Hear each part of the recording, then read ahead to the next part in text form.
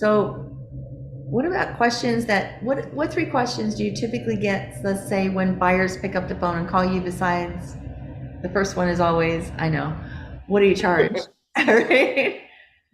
What I also got, what do you do? What does an attorney do? So for example, I guess that really also comes up when people, I mean, a lot of clients from Texas, Tennessee. So we had the inverse a while ago where people are moving there. Surprisingly, I'm starting to get calls from people moving from Washington State, Texas, Tennessee, Indiana here. They're being relocated now back to here. It was the other way before. We never worked with an attorney. Do I really need one? Do I have to use one? What do you do? I don't understand. And then after that transaction's over, they actually like that they had an attorney.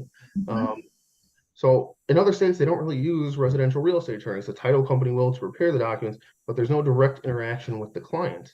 So those are the type of questions I'm getting. And when I explain what I'm going to do, usually they're on board for it. They might be hesitant, but when we get to the end of the transaction, they were happy they had an attorney.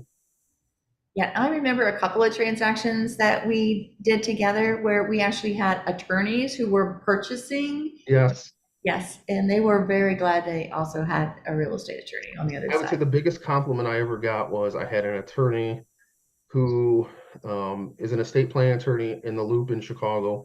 Their bread and butter is not real estate. In fact, I don't ever think they've done a real estate transaction.